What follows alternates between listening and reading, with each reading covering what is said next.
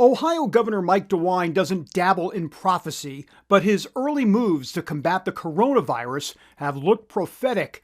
Before there were any known cases in the state, he shut down a big sports festival. And then, after just 3 cases, he shut down the entire K-12 school system.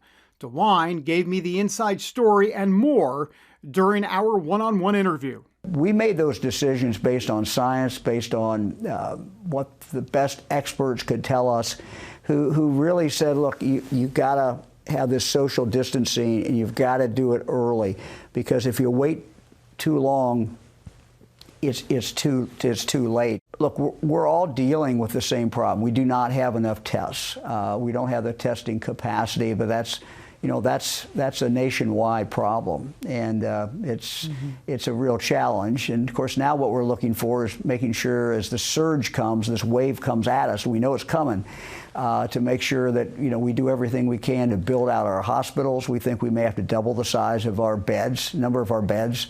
At the same time, making sure our medical personnel have the personal protective gear that they really need to have. And so we've stopped all elective surgeries in Ohio, for example. We've asked the dentists to do the same things. We've even asked the veterinarians to do the same thing, so we can save some of this gear for when we know we're going to really need it. There are certain states that have exempted religious gatherings from this stay-at-home order, Ohio being one of them. Why did you feel the need to exempt religious gatherings exactly? And what's your message to people of faith all across Ohio and really the country, Governor? Well, I didn't think it was proper really for government to infringe upon people's First Amendment rights. But we've also been quite candid with people, and I've been candid with ministers and others. I've had conference calls with them and say, look, you're not doing your folks any favors by bringing them together. And what I found is that churches have been very adaptable. Governor, you're a father of 8, a grandfather of 24. You're a devout Catholic. I'm wondering about your faith and how it informs what you're doing through this crisis and how you've relied on your faith during this crisis. Can you talk to me a little bit about that? Sure. I mean, I think this is, if there's ever a time when you need to make decisions based on what you think are the best interest of people, it's a crisis like this. And, I think the essential function of government is to protect people.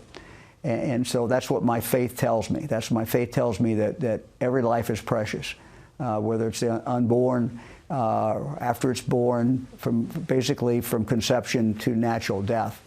And so this is a matter of life and death. We are dealing with people's lives, and the decisions that I make will determine, to some extent, whether people are going to live or not live. So my attitude throughout this has been, let's get the facts. I keep asking questions. I try to find anybody who knows anything about this and try to learn from them, and then base my decisions on that. The other thing I've learned throughout life is that when I don't trust my gut, when other people are going one way and I think, well, I probably ought to go this way, and then I end up going with them, I'm usually wrong.